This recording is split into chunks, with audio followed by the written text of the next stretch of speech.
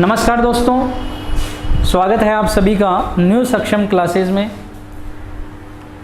दोस्तों, हम अपने पिछले अध्याय में विश्व भूगोल से संबंधित कुछ चर्चाएं कर चुके थे।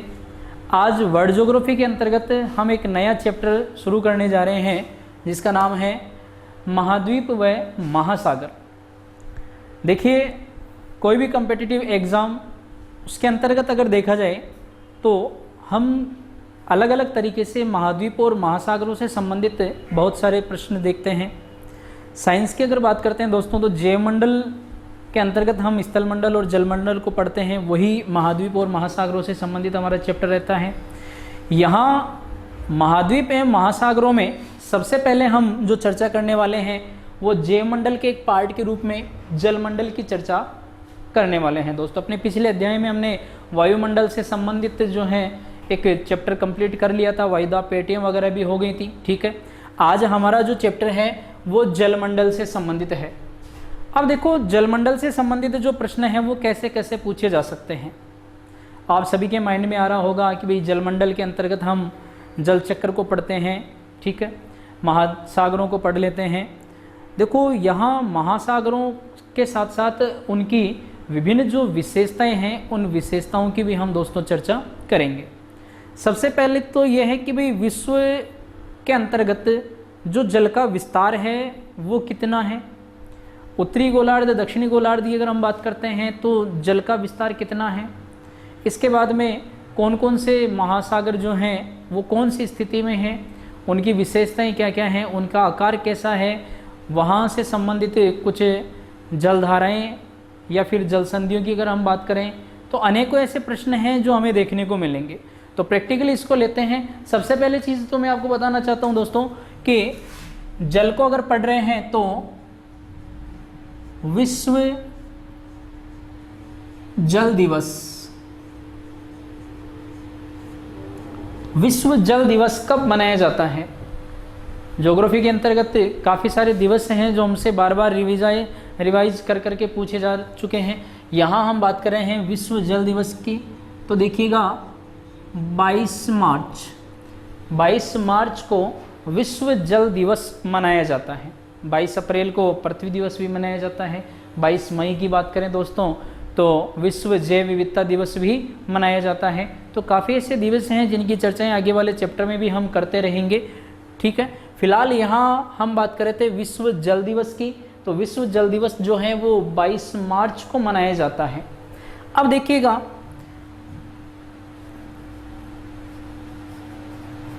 संपूर्ण विश्व के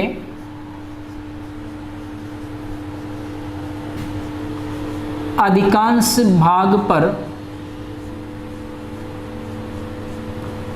जल का विस्तार है। काफ़ी बार पढ़ते हैं कि अगर हम ग्लोब की चर्चा करते हैं, हमारे पृथ्वी की सतह के आकलन करते हैं, तो पृथ्वी की सतह पर अगर देखा जाए तो स्थल की तुलना में जल का विस्तार अपेक्षाकृत अधिक मिलता है।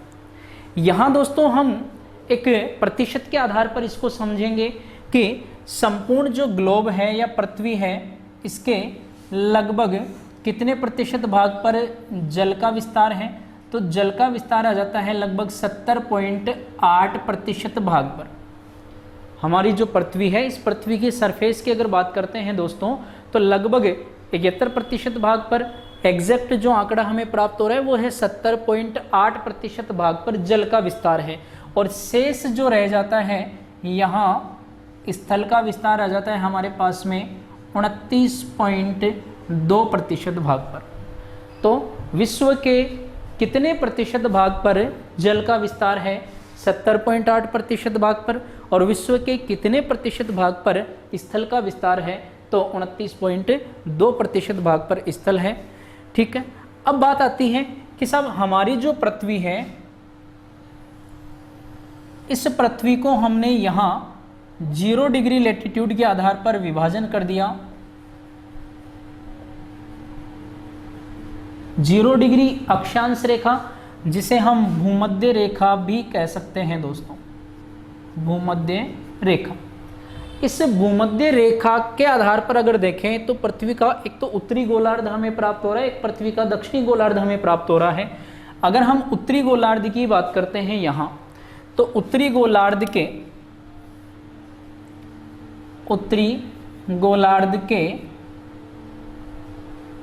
40% भाग पर जल का विस्तार है। उत्तरी गोलार्ध का जब भी हम मानचित्र देखते हैं हमें स्थलीय भाग की अधिकता दिखाई देती है, तो हम ये कह सकते हैं कि उत्तरी गोलार्ध में स्थल अधिक है, यानी कि 60% भाग स्थल से आवृत है, शेष 40% जो भाग है वो जल से आवृत है। अब हम बात करते हैं पृथ्वी के दक्षिणी गोलार्ध की। तो पृथ्वी का जो दक्षिणी गोलार्ध है, विषुवत रेखा से नीचे का जो भाग है, यहाँ दक्षिणी गोलार्ध के 80% भाग पर जल का विस्तार है। जलीय क्षेत्र की अगर हम बात करते हैं दक्षिणी गोलार्ध के अंतर्गत, तो यहाँ 80% भाग पर हमें जल देखने को मिलता है। अब ओवरऑल अगर हम यहाँ एक नया प्रश्न निकालें कि पृथ्वी के किस भाग को हम स्थल गोलार्ध कहते हैं, तो देखिएगा उत्तरी जो गोलार्ध है, इस उत्तरी गोलार्ध को हम कहेंगे स्थल गोलार्ध, क्योंकि यहाँ इनडायरेक्ट रूप में हम देखें तो 60% जो भाग आ रहा है वो 60% भाग आता है स्थल के रूप में, जबकि दक्षिणी गोलार्ध की अगर हम बात कर रहे हैं तो 80% भाग पर जल का विस्तार है। तो हम दक्षिणी गोलार्ध को जल गोलार्ध की संज्ञा दे सकते हैं, जल गोलार्ध कह सकते हैं। ये तो हमारा विस्तार को लेके एक सामान्य सा तथ्य था। वापस देख लीजिएगा दोस्तों कि विश्व जल दिवस की अगर बात करते हैं तो 22 मार्च को मनाया जाता है। इसके बाद में हमने पढ़ा कि पृथ्वी के अधिकांश भाग पर जल का विस्तार है, 70% जो भाग है वो जल से आवृत है, ठीक है। शेष 29% भाग पर हमें स्थल देखने को मिलता है, जिनको हम महाद्वीपों के रूप में पढ़ने वाले हैं। दूसरी चीज, अगर हम पृथ्वी का भी विभाजन कर रहे हैं कि उत्तरी गोलार्ध में जल कितना, तो उत्तरी गोलार्ध का लगभग 40% भाग जो है वो जल से घिरा हुआ है, शेष 60% भाग जो है वो स्थल से घिरा हुआ है। तो उत्तरी गोलार्ध को आप स्थल गोलार्ध कह देंगे। अब बात आती है दक्षिणी गोलार्ध की। तो दक्षिणी गोलार्ध के 80% भाग पर हमने जल को देखा है, यानी कि यहाँ स्थल गोलार्ध की अगर बात करते हैं तो स्थलीय भाग लगभग हमें 20% मिलता है, तो हम इसको जल गोलार्ध कहेंगे और उत्तर वाले को स्थल गोलार्ध कह देते हैं। ये तो हमारा बेसिक सा विस्तार को लेके एक प्रश्न तैयार हो जाता है। अब देखो कि ये जितना भी हम जलीय भाग देख रहे हैं, संपूर्ण जलीय भाग, इसके लिए एक शब्द काम में लेते हैं दोस्तों, पैंथालासा। काफी बार जो है आप विभिन्न क्लासों में इसको पढ़ते हुए आ रहे हैं कि पैंथालासा क्या है। पैंथालासा का शाब्दिक अर्थ होता है दोस्तों समग्र महासागर। और वेगनर ने अपने महाद्वीपीय विस्थापन सिद्धांत की जब प्रस्तुति की, उस समय इन्होंने बताया था कि ये विश्व के जितने भी महाद्वीप हैं ये किसी न किसी समय में आपस में जुड़े हुए थे, जिन्हें हमने पेंजिया कहा था। और पेंजिया के चारों ओर एक विशाल जलराशि थी दोस्तों, इस जलराशि को पैंथालासा कहा गया। तो पैंथालासा का शाब्दिक अर्थ होता है समग्र महासागर। कार्बोनिफेरस युग से पहले की यह घटना है कि वर्तमान के जो 5 महासागर हम पढ़ने वाले हैं, छोटे जितने भी सीमांत सागर हम पढ़ने वाले हैं, ये सभी आपस में जुड़े हुए थे और इस समग्र महासागर का नाम ही था दोस्तों पैंथालासा। और पैंथालासा इसका जब विभाजन होता है तो वर्तमान महासागरों का निर्माण, वर्तमान के महासागरों का क्या हो जाता है यहाँ दोस्तों, निर्माण हो जाता है, ठीक है। अब इन महासागरों को तो हम बाद में पढ़ेंगे, पहले हमें चर्चा करनी है कि महासागरों से संबंधित कौन कौन से प्रश्न हमसे पूछे जा सकते हैं। जैसे पहले प्रश्न की अगर हम बात करते हैं दोस्तों, तो महासागरों की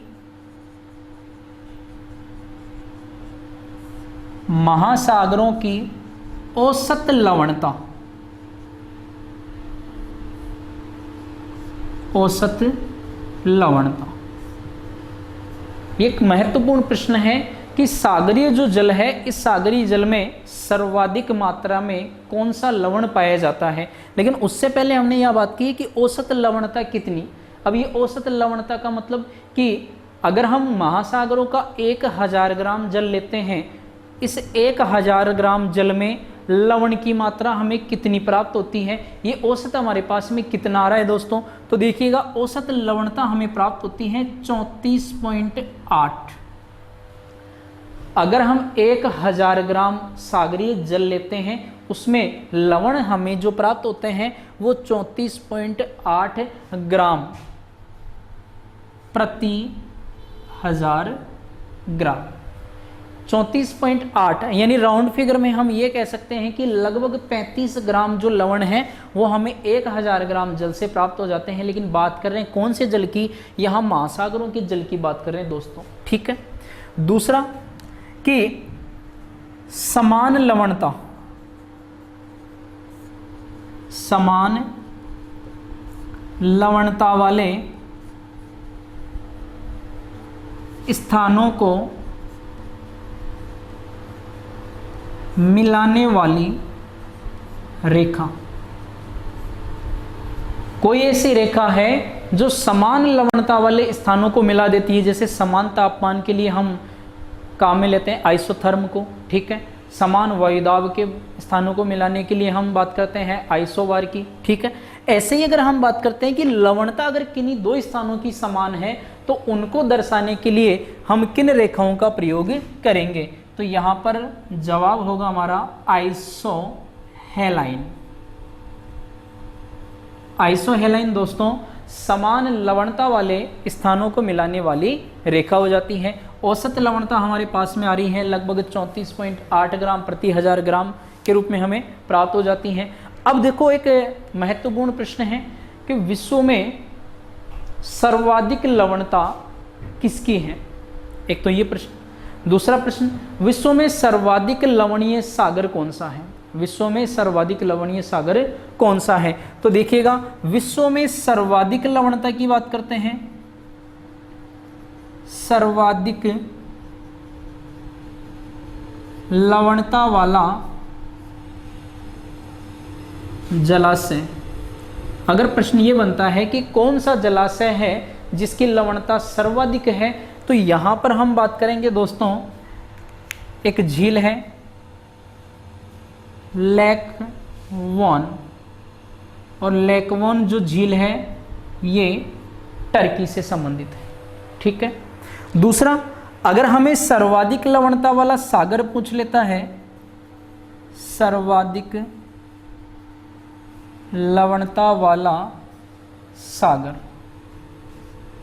तो यहां हमारा जवाब हो जाएगा मृत सागर। मृत सागर नाम सुनते ही एक और प्रश्न माइंड में आ रहा होगा कि विश्व का सबसे गहरा स्थान कौन सा है। पश्चिमी एशिया में स्थित है दोस्तों जॉर्डन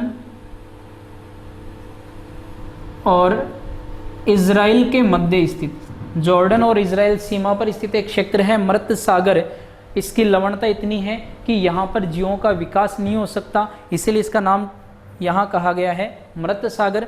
तो देखिएगा अगर सर्वाधिक लवणता वाला जलाशय पूछा जाता है तो हम बात करेंगे लेक वॉन झील की, और लेक वॉन झील जो है वो टर्की, ठीक है। टर्की एकमात्र ऐसा देश है जिसका विस्तार एशिया में भी हम पढ़ते हैं और यूरोप में भी हम पढ़ लेते हैं, ठीक है भी। दूसरा, एशिया का प्रवेश द्वार भी कहा जाता है टर्की को, और यूरोप का बीमार देश भी कहा जाता है। अब देखिएगा सर्वाधिक लवणता वाला सागर की अगर हम बात करते हैं तो मृत सागर आ जाता है जॉर्डन और इजराइल के मध्य। यहीं अगर हम बात करते हैं कि इन दोनों के बाद में सर्वाधिक लवणता किसकी, भाई सर्वाधिक लवणता की हम बात करते हैं टर्की की लेक वॉन, ठीक। दूसरे अगर हम बात कर रहे हैं मृत सागर की, और तीसरा जो नाम आ जाता है यहाँ लवणता के अंतर्गत तो ये आ जाता है ग्रेट साल्ट। और ग्रेट साल्ट जो है यूएसए की एक खारे पानी की झील है। तो यहाँ पर हमारे पास में दो झीलें आ रही हैं, एक लेक वॉन झील आ रही है, एक ग्रेट साल्ट झील आ रही है, और एक सागर आ रहा है मृत सागर जो कि जॉर्डन और इजराइल के मध्य स्थित है, ठीक है। इन सब के बाद में अगर चलें तो दोस्तों यहां हम बात करते हैं सागरों की औसत गहराई की। औसत गहराई। तो लगभग जो औसत गहराई हमें प्राप्त होती है वो होती है 3800 मीटर। 3800 मीटर औसत गहराई हो जाती है सभी महासागरों की। अब पर्टिकुलर अगर एक एक महासागर की औसत गहराई की बात करेंगे तो ये अलग अलग हो सकती है, लेकिन ओवरऑल अगर हम सभी महासागरों की बात करते हैं तो इनकी औसत गहराई आ जाती है दोस्तों 3800 मीटर के लगभग। तो ये तो हमारा एक छोटा सा पार्ट हो जाता है। आप फटाफट से इसका एक स्क्रीनशॉट ले लीजिएगा दोस्तों। फिर हम आगे चलते हैं कि इन महासागरों की और क्या क्या विशेषताएं हैं।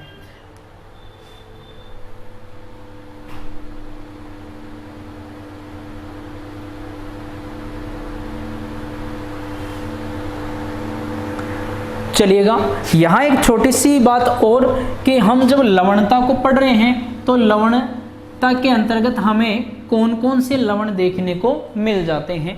देखिएगा, सर्वाधिक मात्रा में तो सर्वाधिक मात्रा में मिलने वाला लवण, किसी एक लवण की अगर हम बात करते हैं, महासागरों के अंतर्गत सबसे ज़्यादा मात्रा में जो लवण हमें प्राप्त होता है ये आ जाता है सोडियम क्लोराइड।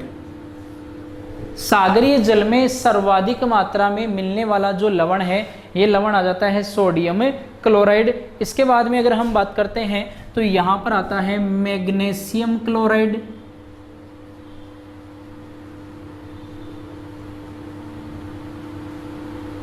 ठीक है, सबसे ज़्यादा जो मात्रा हमें प्राप्त होती है लगभग 70% जो एवरेज हमें प्राप्त हो रहा है ये सोडियम क्लोराइड का है। तो कई बार जो है प्रश्न बन जाता है कि सागरीय जल में सर्वाधिक मात्रा में मिलने वाला जो लवण है ये कौन सा हो जाता है, तो सोडियम क्लोराइड। इसके बाद में आता है मैग्नीशियम क्लोराइड। इसके बाद अगर देखें तो मैग्नीशियम सल्फेट, मैग्नीशियम सल्फेट। ठीक है, तो ये कुछ लवण है जो सागरीय क्षेत्र में हमें प्राप्त हो जाते हैं। ठीक है दोस्तों, अब देखिए इन सब के बाद में अगर हम बात करते हैं तो इन महासागरों में अन्य जो विशेषताएं हमें देखने को मिलती हैं ये आ जाती हैं इनमें मिलने वाली विभिन्न जो जलधाराएं हैं।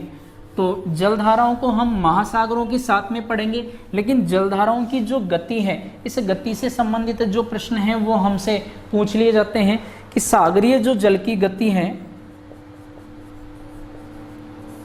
सागरीय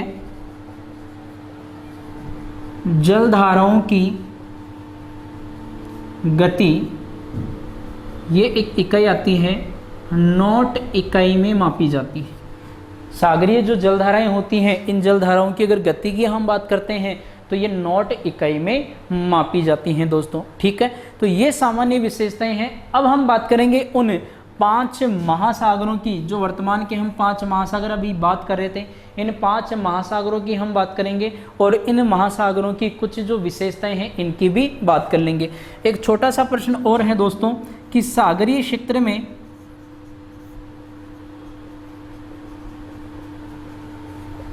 मिलने वाला बड़ा जीव कौन सा है? सागरीय क्षेत्र में मिलने वाला सबसे बड़ा जीव कौन सा है? तो हमारा जवाब होगा ब्लू व्हेल। नीली व्हेल जो मछली है ये महासागरों में मिलने वाला एक सबसे बड़ा जीव हो जाता है दोस्तों। चलो दोस्तों, अब हम बात करते हैं कि जलमंडल के अंतर्गत जिन महासागरों की हम बात कर रहे हैं उन महासागरों का एक तो क्षेत्रफल की दृष्टि से अवरोही क्रम या आरोही क्रम की बात कर लेते हैं। अवरोही क्रम क्या है, आरोही क्रम क्या है? अगर हम बड़े से छोटे के रूप में रखेंगे तो ये अवरोही क्रम होगा और छोटे से बड़े के रूप में रखेंगे तो ये आरोही क्रम हो जाता है। तो सबसे पहले हम बात करते हैं विश्व के सबसे बड़े महासागर की, जिसका नाम है प्रशांत महासागर। विश्व का सबसे बड़ा, विश्व का सर्वाधिक गहरा महासागर जिसे कहा जाता है प्रशांत महासागर। अब माइंड में आ रहा होगा कि भाई इसके बारे में प्रश्न क्या क्या बन सकता है, तो मैं आपको एक बार क्लियर कर देता हूँ कि इस महासागर की बात करें या फिर अन्य जो 4 महासागर की हम बात करेंगे उनमें भी अगर देखें तो हमें पढ़ना है इनके कुछ सीमांत सागरों की। जैसे दक्षिणी चीन सागर जो है वो किस महासागर का हिस्सा है, ठीक है, या फिर आराफुरा सागर जो है वो किस महासागर का हिस्सा है, ऐसा कोई प्रश्न हमसे पूछा जा सकता है।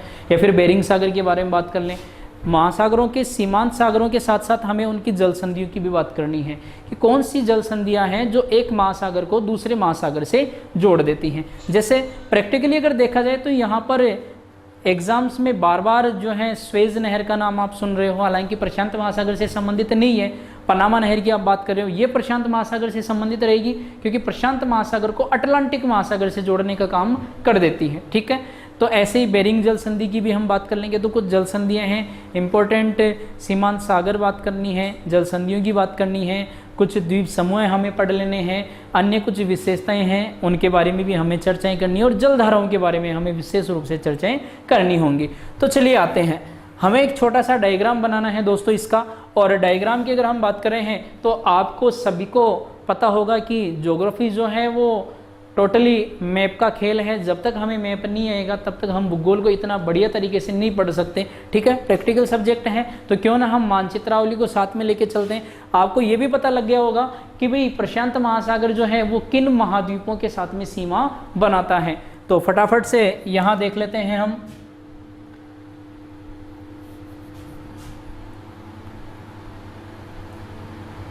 आपके माइंड में दोस्तों आ जाना चाहिए कि ये जो डायग्राम बन रहा है ये डायग्राम किस चीज़ का यहाँ बन रहा है। कुछ एक के माइंड में आ गया होगा। ठीक है, तो देखिएगा लग रहा होगा कि यहाँ उत्तर और दक्षिण अमेरिका की हम बात कर रहे हैं। अब उत्तर और दक्षिण अमेरिका की बात कर रहे हैं तो उत्तर और दक्षिण अमेरिका के पूर्वी भाग में हम प्रशांत महासागर को पढ़ेंगे कि पश्चिमी भाग में हम प्रशांत महासागर को पढ़ेंगे, ये भी एक इम्पॉर्टेंट तथ्य है। तो हम अगर पश्चिम की ओर चलते हैं तो यहाँ प्रशांत महासागर है, लेकिन अगर हम पूर्वी की ओर बात करते हैं तो देखिएगा यहाँ पर एक महासागर हम नेक्स्ट वाला पढ़ेंगे, अटलांटिक। आकृति आपको दिख गई होगी अंग्रेजी वर्णमाला की, ऐसा आकृति में ये बना हुआ है। अब देखो यहाँ पश्चिम की ओर जब हम चलते हैं तो ये सोवियत संघ वाला जो भाग आ जाता है, कमचटका प्रायद्वीप आ जाता है, यहाँ से जापान वगैरह आ जाता है दोस्तों। ठीक है, और नीचे की ओर अगर हम बात करते हैं तो ये एक महाद्वीप आ जाता है। तो इस प्रकार से करके यहाँ सीधी सीधी बात की जाए तो एशिया महाद्वीप है, यहाँ बात कर ली जाए तो सभी को पता है दोस्तों ऑस्ट्रेलिया महाद्वीप है, और यहाँ की बात कर ली जाए तो दक्षिण अमेरिका महाद्वीप है, और ये वाला उत्तर अमेरिका, उत्तरी अमेरिका महाद्वीप है। एशिया, ऑस्ट्रेलिया, इंडो चाइना प्रायद्वीप जिसके अंतर्गत इंडोनेशिया द्वीप समूह आ जाते हैं, एशिया के दक्षिणी पूर्वी भाग आ जाते हैं, और ऑस्ट्रेलिया महाद्वीप आ जाता है। और साथ में बात करने वाले हैं न्यूजीलैंड की भी। ठीक है भाई, दक्षिण का ब्रिटेन भी कहा जाता है, न्यूजीलैंड को इसलिए इंपॉर्टेंट हो जाता है। ये अमेरिका आ जाता है जिसमें उत्तर और दक्षिण अमेरिका। अब देखो दोस्तों ये मैंने काफ़ी दूर बनाए हैं ताकि यहाँ से जो जल संधि है उसको अपन आसानी से पढ़ सकें। कुछ द्वीप आ जाते हैं, जैसे यहाँ मैं एक बात करने वाला हूँ एक द्वीप की। प्रमुख द्वीप है हवाई द्वीप। ठीक है, प्रसिद्ध क्यों है यह भी चर्चा कर लेते हैं। फिलहाल अगर हम यहाँ एक डायग्राम की बात कर रहे थे तो हमारे पास में ट्राइंगल एक बन रहा है दोस्तों, और इस ट्राइंगल के अंतर्गत जो महासागर आ रहा है इसी महासागर का नाम यहाँ पर है प्रशांत महासागर। तो जनरली अगर विशेषता की बात कर रहे थे, विश्व का सबसे बड़ा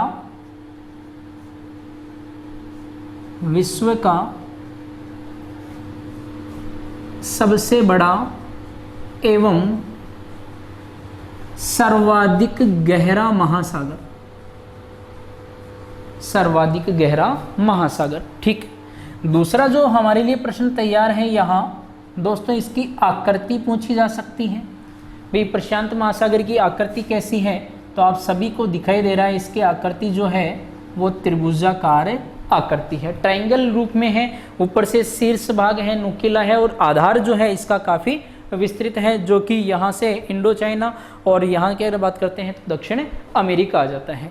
अब इस प्रशांत महासागर में हम कौन कौन से सागर पढ़ सकते हैं, तो देखिएगा इसके अंतर्गत हमें जो सागर देखने को मिलेंगे, सबसे पहला सागर यहाँ से संबंधित है दोस्तों बेरिंग सागर।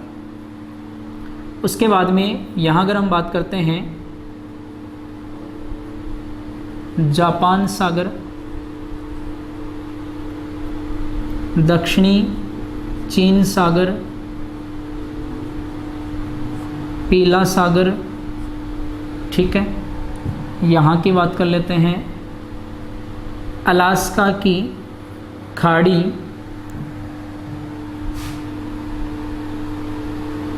आराफुरा सागर। इस प्रकार से काफ़ी सागर हैं जो इसके सीमांत क्षेत्र में हैं। अब प्रश्न क्या हो सकता था भाई, पीला सागर किस महासागर का भाग है? तो पीला सागर जो है वो प्रशांत महासागर का एक सीमांत क्षेत्र है दोस्तों, ठीक है। इसके बाद में हमें चर्चाएं करनी है इनकी जल संधियों पे। तो देखिएगा बेरिंग सागर जो है, यहाँ बेरिंग सागर एक जल संधि के द्वारा जुड़ा हुआ है। ऊपर उत्तरी भाग में जो महासागर आ जाता है, जब भी मानचित्र में हम ऊपर की ओर देखते हैं तो ऊपर की ओर एक महासागर आता है दोस्तों, आर्कटिक महासागर, आर्कटिक महासागर, ठीक है। आर्कटिक महासागर या उत्तरी ध्रुव महासागर विश्व का सबसे छोटा महासागर। हम लास्ट में चर्चा करेंगे इसकी डिटेल से। फिलहाल हमें यहाँ देखना है कि यहाँ कौन सा था, तो आर्कटिक महासागर यहाँ स्थित है। नीचे हम बात कर रहे हैं तो नीचे हमने प्रशांत महासागर को पढ़ा है, प्रशांत महासागर। अब देखिएगा आर्कटिक महासागर को प्रशांत महासागर से जोड़ने वाली एक जल संधि आती है और इस जल संधि का नाम होता है बेरिंग जल संधि, बेरिंग जल संधि, ठीक है। अब दो तरीके से प्रश्न बन सकता है, दो महासागरों का नाम पूछता है, किसको किससे जोड़ता है? तो सब प्रशांत महासागर को आर्कटिक महासागर से, प्रशांत महासागर को आर्कटिक महासागर से जोड़ने वाली जो जल संधि आती है ये बेरिंग जल संधि है। लेकिन आर्कटिक महासागर का कौन सा भाग है? तो यहाँ पर आ जाता है एक छोटा सा सागर जिसका नाम होता है दोस्तों चुकची सागर, इसका नाम है चुकची सागर। अब थोड़ा गौर करना कि चुकची सागर को बेरिंग सागर से, बेरिंग सागर is a part of Pacific sea, ठीक है।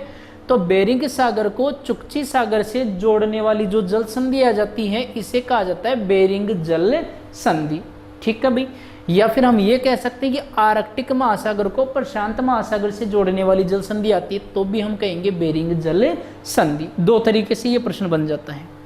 आगे चलते हैं तो आगे दोस्तों दक्षिण अमेरिका को उत्तर अमेरिका से अलग करने वाली यहाँ एक जल संधि आती है जो मध्य अमेरिका वाला भाग है। इस मध्य अमेरिका में यानी कि उत्तर अमेरिका और दक्षिण अमेरिका के बीच का भाग, मध्य अमेरिका में हमें कुछ देश मिलते हैं जैसे होंडो रूस है, निकारागुआ है, ग्वाटेमाला है, पनामा है। इस प्रकार के छोटे छोटे जो देश हैं वो मध्य अमेरिका में देखने को मिलते हैं।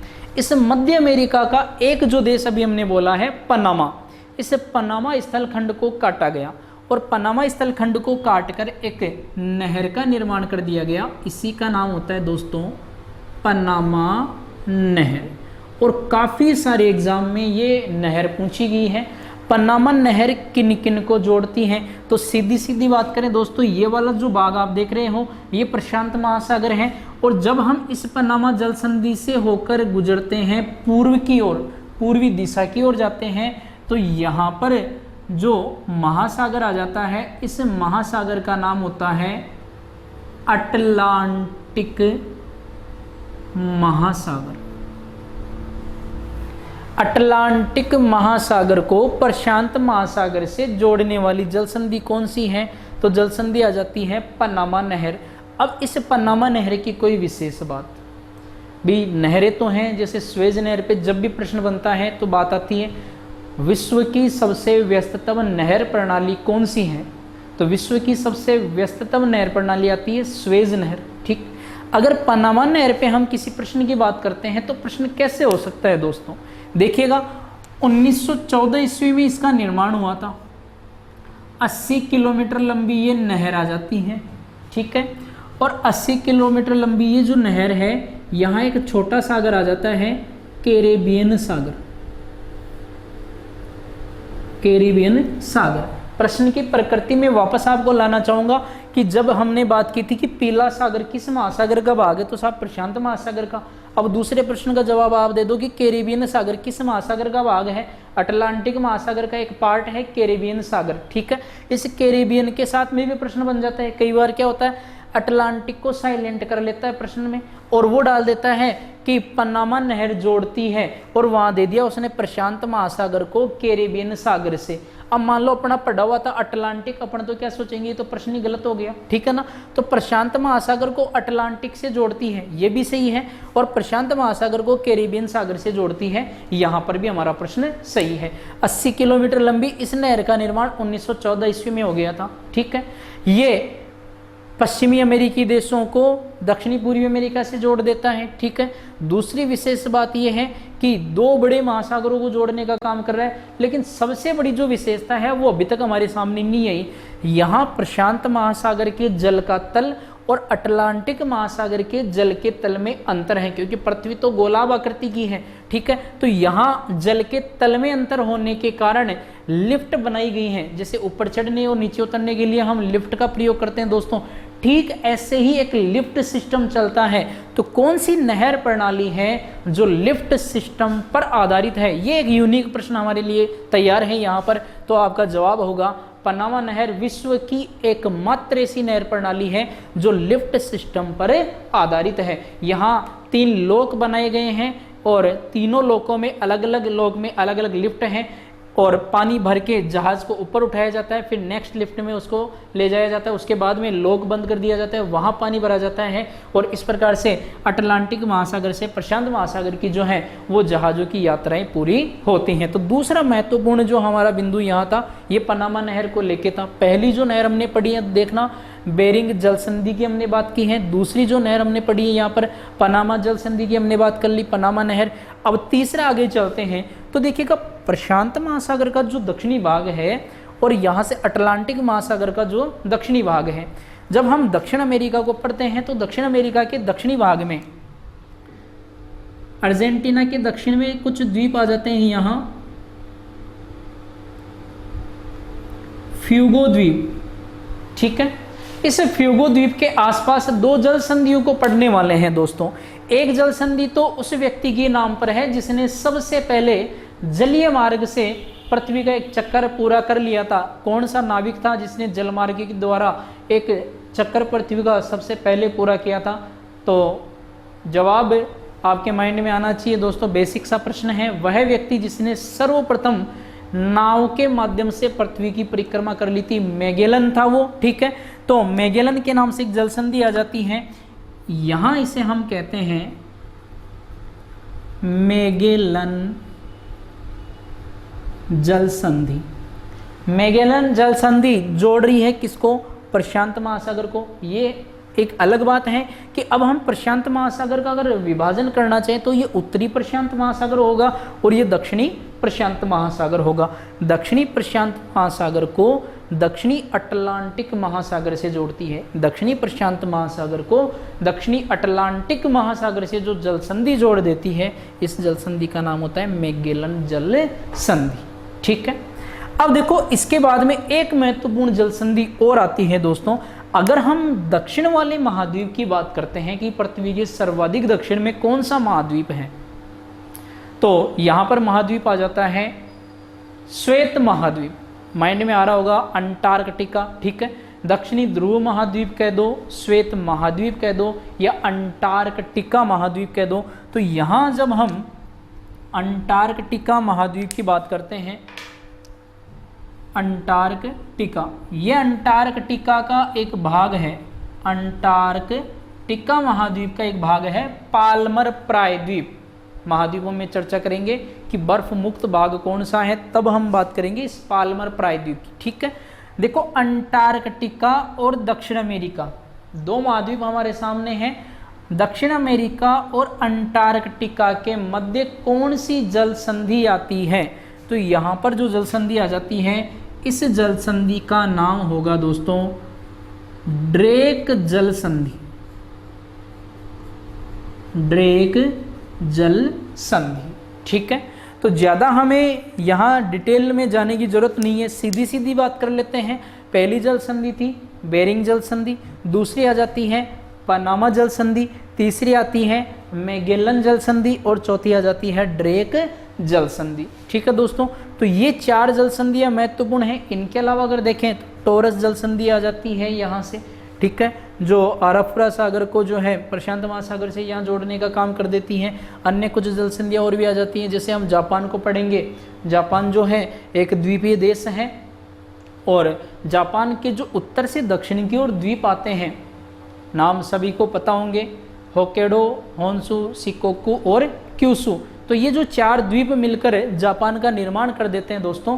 यहाँ जो उत्तर में स्थित हैं, एक तो होक्काइडो और एक होन्शु, इन दोनों द्वीपों के बीच में एक जल संधि आती है जिसे कहते हैं सुशीमा जल संधि। ये बाद की बातें, काफ़ी डीप में हो जाता है मैटर, ठीक है, फिलहाल अपने को इतना डीप में जाना नहीं है। तो ये अन्य जल संधियाँ हैं जो प्रशांत महासागर के अंतर्गत। सबसे पहले हमने पढ़ा सीमांत सागर, उसके बाद में हमने पढ़ लिया यहाँ से संबंधित जो जल संधियाँ हैं उनको। अब देखो दोस्तों, यहाँ पर हम द्वीपों को पढ़ेंगे। ब्रिटिश कोलंबिया द्वीप आ जाता है। हवाई द्वीप की हमने सबसे पहले चर्चा की थी। हवाई द्वीप क्यों प्रसिद्ध है? प्रशांत महासागर का चौराहा कहा जाता है दोस्तों। प्रशांत महासागर का चौराहा किसे कहते हैं? तो हवाई द्वीप समूह को कहते हैं। अपने लोकल लैंग्वेज में चौराहा आप समझ गए अभी, जब किसी के नज़र वज़र लग जाती है तो कुछ रखा जाता है, नींबू वगैरह, ठीक है। तो 4 रास्तों का जो समूह है, तो वहाँ पर जो चौराहा बनता है प्रशांत महासागर के अंतर्गत ये आ जाता है हवाई द्वीप समूह। अब इस हवाई द्वीप समूह को हम हमारे अगले चैप्टर, जब भी हम ज्योग्राफी का एक ज्वालामुखी वाला पार्ट पढ़ेंगे दोस्तों, वहाँ पर भी चर्चा करेंगे। हवाई द्वीप समूह की राजधानी होनोलुलु है यहाँ की, ठीक है। ये हवाई द्वीप समूह है, छोटे छोटे द्वीपों का एक समूह है। इन हवाई द्वीप समूह पर ज्वालामुखी क्रियाएं होती हैं, क्योंकि प्रशांत महासागर की अगर हम बात करें दोस्तों अन्य विशेषताओं में, तो प्रशांत महासागर को पृथ्वी का अग्निवलय कहा जाता है। पृथ्वी का अग्निवलय यानी कि रिंग ऑफ फायर। प्रशांत महासागर के जितने सीमांत सागर हैं, जैसे जापान वगैरह को लेते हैं, ठीक है, दक्षिणी चीन सागर वगैरह में फिलीपींस द्वीप समूह को यहाँ से ले लेते हैं, तो ये जितने भी भाग हैं, या फिर अमेरिका की पश्चिमी सीमा ले लेते हैं, या हवाई द्वीप समूह, इन सभी भागों में विश्व के सर्वाधिक ज्वालामुखी आते हैं। विश्व के लगभग 65% ज्वालामुखी जो हैं वो इसी परिप्रशांत मेखला में आते हैं। इस मेखला को कहा जाता है यहाँ पर परिप्रशांत मेखला। परिप्रशांत मेखला प्रसिद्ध है किसके लिए भी? तो ये हाँ जवाब हो जाएगा हमारा ज्वालामुखी के लिए। और ज्वालामुखी के लिए प्रसिद्ध है, इसीलिए इसको कहा जाता है पृथ्वी का अग्निवलय। रिंग ऑफ फायर की संज्ञा भी इसको दी गई है, ठीक है। एक और प्रश्न है कि जितने भी प्लेटें हम पढ़ते हैं महाद्वीपीय विस्थापन सिद्धांत में, जब हम प्लेटों की बात कर रहे होते हैं, तो हमारी पृथ्वी पर 6 स्थलीय प्लेट हैं और एक जो प्लेट जलीय प्लेट आती है, इस जलीय प्लेट का नाम है पैसिफिक प्लेट, यानी कि यहाँ पर प्रशांत प्लेट, ठीक है। तो परिप्रशांत मेखला का संबंध ज्वालामुखी क्रिया से हो जाता है। पृथ्वी का अग्निवलय इसको कहा जाता है। तो हम एक ज्वालामुखी की बात कर रहे थे। विश्व का सर्वाधिक सक्रिय ज्वालामुखी कौन सा है? प्रश्न है दोस्तों, विश्व का सर्वाधिक सक्रिय ज्वालामुखी कौन सा है? हम ऊंचाई की बात नहीं कर रहे यहाँ पर, ठीक है, हम विस्तार की बात नहीं कर रहे, हम उद्गार की गति की बात कर रहे हैं कि ऐसा ज्वालामुखी जिसमें उद्गार की गति सर्वाधिक है। तो एक ज्वालामुखी आ जाता है जिससे हम कहेंगे माउंट किलायू। माउंट किलायू, और माउंट किलायू का संबंध है हवाई द्वीप समूह से। विश्व का सर्वाधिक सक्रिय ज्वालामुखी पूछा जाता है तो जवाब हो जाएगा हमारा माउंट किलायू। तो दोस्तों ये प्रशांत महासागर की कुछ सामान्य सी विशेषताएं थी, ठीक है। तो नेक्स्ट हम अगले चैप्टर में बात करेंगे दूसरे महासागर की, और साथ में इसकी कुछ जलधाराओं की भी हम बात करेंगे। फिलहाल इतना ही इस वीडियो में। धन्यवाद।